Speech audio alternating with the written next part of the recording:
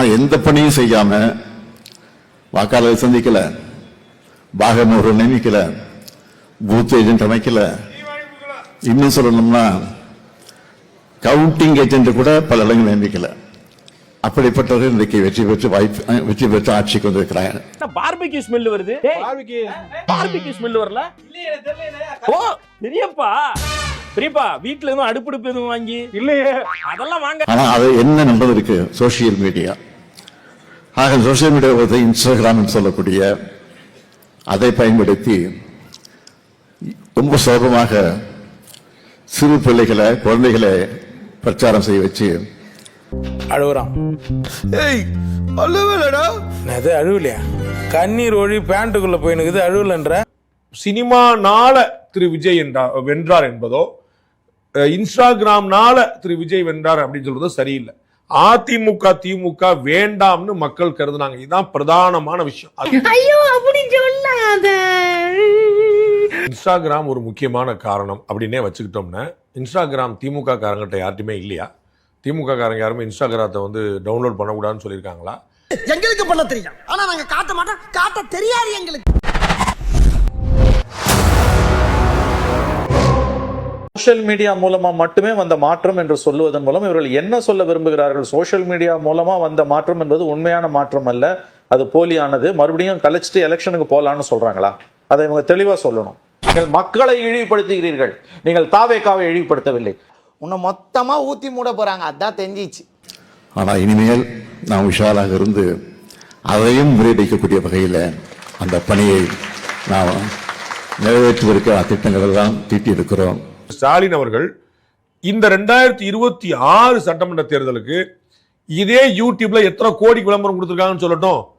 நான் கண்ணை மூடிட்டு சொல்றேன், தமிழ்நாட்டிலேயே சமூக வலைதளங்கள்ல விளம்பரத்துக்கு அதிகமா செலவழித்த கட்சியா திமுக தான் இருக்க போகுது. 2021 உதாரணம் உங்களுக்கு எல்லாத்துக்கும் தெரியும். லேசா புழுந்தாவே கண்டுபிடிச்சிடறாங்கல்ல.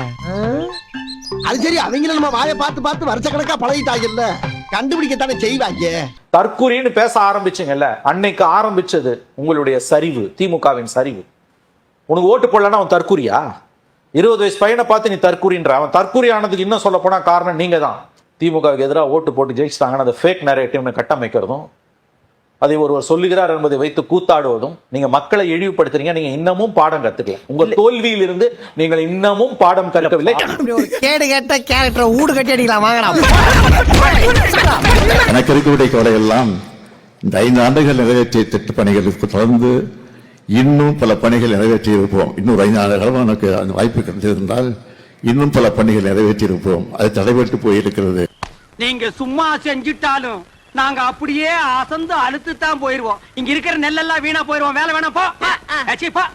ஏதோ இன்றைக்கு நடைபெற்று முடிந்திருக்கக்கூடிய தேர்தலில் ஏதோ நாம் தோற்று விட்டது மாதிரி, அதுவும் படுதோல்வி அடைந்து விட்டது மாதிரி. இந்த உலகமே உன்னை எதிர்த்தாலும் நீ தோத்துட்டன்னு உன் காதுல கத்துனாலும் நீ தோத்துட்ட. அதை நம்புனா நம்பு, நம்பாட்டி போடா. இத்தோட திமுக கதை முடிஞ்சிருச்சு அப்படி என்று கவிதை இளைஞர் பாடுவதற்கு கூட முன் வந்திருக்கிறார்கள். அல்ல போனா பாட்டா போடுறா.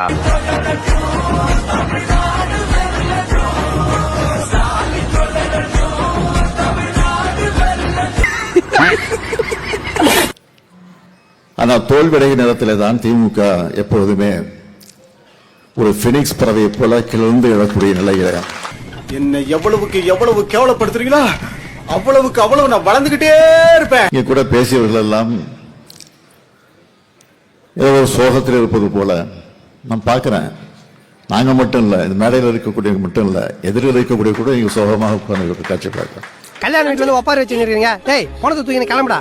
இந்த முறை ஸ்டாலின் தொடரட்டும், தமிழ்நாடு வெல்லட்டும் போட்டு மாறி மாறி மாறி மாறி ஓபன் பண்ணா அது இல்லவே, அது பிரச்சனையே இல்லைங்க. சிலர் எப்படி போட்டாங்கன்னா இதனாலே நெகட்டிவா போனாலும் போயிட போகுது அப்படின்னா சொந்த காசுல சூனிய வச்சுக்கிறவாங்கன்னு சொல்லுவாங்க. அது இதுதானா? சோஷியல் மீடியால அவங்க எவ்வளவு செலவு பண்ணாங்கன்னு எல்லாருக்கும் தெரியும். குறைஞ்சபட்ச அறிவு இருக்கவங்க தெரியும். காசு வாங்கிட்டு வேலை செஞ்சாங்க. ஆனா தாவேக்கால பெரும்பாலானவங்க தன்னெழுச்சியா வேலை செஞ்சாங்க. கூலிக்கு மாரடிக்கிறவனுக்கும் ஒரு லட்சியத்தால சித்தாந்தத்தால ஈர்க்கப்பட்டவனுக்கு அந்த லட்சியம் என்னவா வேணா இருந்துட்டு போட்டோம். உன் பாஷையில சொன்னா ஃபேக் நரேட்டிவா கூட இருக்கட்டும். வித்தியாசம் இருக்கு. அவங்களுடைய லட்சியம் விஜய். காசுக்கு அவன் வேலை செய்யல, உனக்கு உழைச்சவன் அத்தனை பேரும் காசுக்கு கூனவன். சீக்கிரத்தை வெளியே சொல்லாதடா வாயமுறா. நான் வெற்றி வாய்ப்பு இழந்து புதிய ஆட்சி பொறுப்பேற்ற போது நான் வாழ்த்து சொன்னேன். ஆட்சி பொறுப்பேற்றிருக்கிறவர்களுக்கு ஒரு வேண்டுகோள், திராவிட மாடல் ஆட்சி காலத்தில் நிறைவேற்றி இருக்கக்கூடிய திட்டங்களை எல்லாம் நீங்கள் தொடர்ந்து நிறைவேற்ற வேண்டும் என்று ஒரு கோரிக்கை வச்சேன். ஆகவேதான் சொன்னேன், நாம் தான் இன்றைக்கு ஆட்சியில் இருக்கிறோம். ஏண்டா எடுக்கிறது பிச்சை, பேசுறது ஏகத்தாளமா பேசுற. ஆக இந்த தேர்தல் தோல்வியை பார்த்து நான் சிதறிடல, மனசுறவடைந்திடல. அப்புறம் ஏன்டா கண்ணு கலங்குது? சரி சரி, வெற்றி பெற்றிருக்கிறோம், எப்படி வெற்றி வாய்ப்பு இழந்திருக்கிறோம், என்ன காரணம் அதை பற்றி ஆய்வு செய்வதற்காக நான் ஒரு குழுவை நியமிச்சிருக்கிறோம். 234 தொகுதிக்கு இன்றிலிருந்து அந்த குழு பெறப்பட்டு ஆய்வு நடத்தியிருக்கு.